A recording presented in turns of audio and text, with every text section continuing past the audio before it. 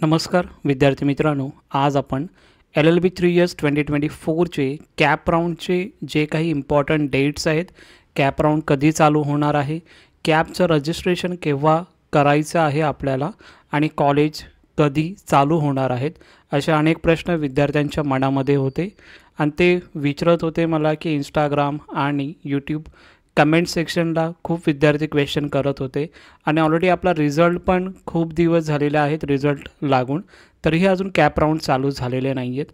तर एक tentative date तुम्हाला मी सांगणार आहे की या डेटपर्यंत आपले जे काही कॅप राऊंडचे किंवा कॅप रजिस्ट्रेशन आणि कॉलेज कधीपर्यंत चालू होणार आहेत त्याची डेट तुम्हाला मी इथे सांगणार आहे. पूर्ण व्हिडिओ पहा जेणेकरून सर्व डाऊट्स तुमचे क्लिअर होतील. ठीक आहे.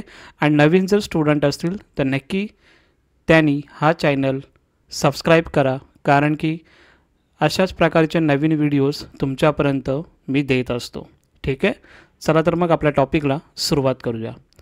जसं की कॅप रजिस्ट्रेशन पहिलं आपलं चालू होणार आहे. जसं की ऑलरेडी खूप वेळ गेलेला आहे आपलं रिझल्ट लागून, तरीही अजून रजिस्ट्रेशनचा अजून डेट आलेली नाही आहे.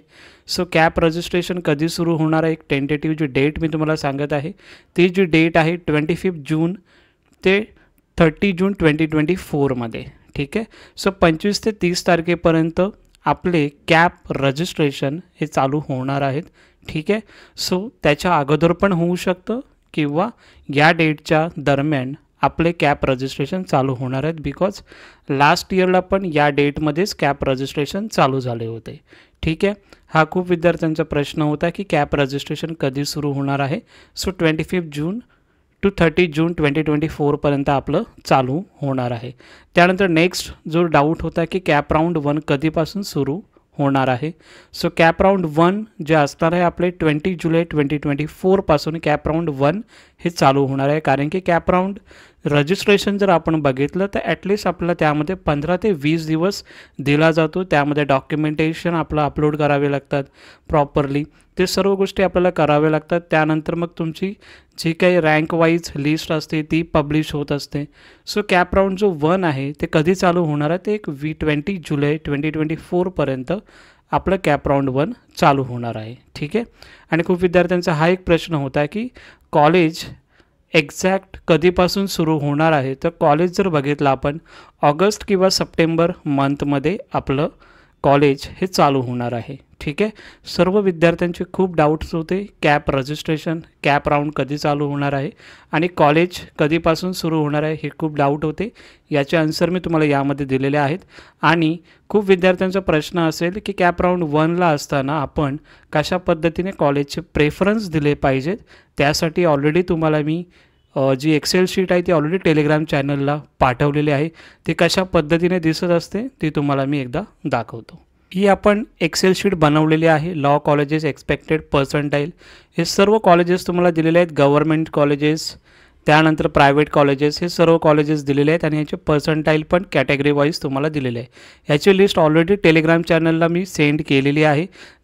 जर तुम्ही जॉईन केलं नसेल टेलिग्राम चॅनल तर डिस्क्रिप्शन बॉक्समध्ये ती लिंक दिलेली आहे, ते जॉईन करून ही लिस्ट तुम्हाला भेटून जाईल.